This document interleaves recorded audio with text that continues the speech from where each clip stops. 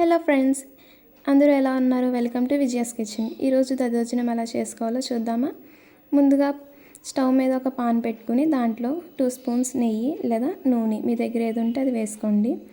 కొంచెం హీట్ ఎక్కాక దాంట్లో మనం కొన్ని వేరుశనగ గుళ్ళు వేసుకుని వేయించండి. తర్వాత దాంట్లోనే కొన్ని పచ్చిశనగపప్పు కూడా వేసుకొని బాగా వేయించండి.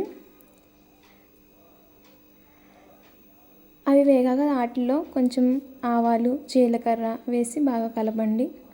ఆ తర్వాత దాంట్లో కొంచెం బాదం పప్పు, జీడిపప్పు ఉంటే అది కూడా వేసుకోండి, బాగుంటుంది. అలాగే కొంచెం చిన్నగా చాప్ చేసిన అల్లం, అలాగే పచ్చిమిర్చి, కొంచెం కరివేపాకు వేసి బాగా తిప్పండి. అంతా వేగిపోయాక స్టవ్ ఆఫ్ చేసి పక్కన పెట్టుకోండి. మరొక గిన్నె తీసుకొని దాంట్లో కావాల్సినంత రైస్, పెరుగు, దాంట్లోనే తగినంత ఉప్పు కూడా వేసి బాగా కలిపి పక్కన పెట్టుకోండి.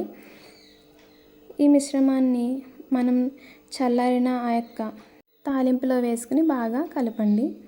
ఇది చాలా సింపుల్ ప్రాసెస్, చాలా ఈజీగా అయిపోతుంది. ఎవరైనా సింగిల్గా ఉన్న వాళ్ళు కూడా చేసుకుంటే చాలా బాగుంటుంది, ఆరోగ్యం కూడా చాలా మంచిది. నేను చేసిన ఈ చిన్న రెసిపీకి ప్లీజ్ లైక్.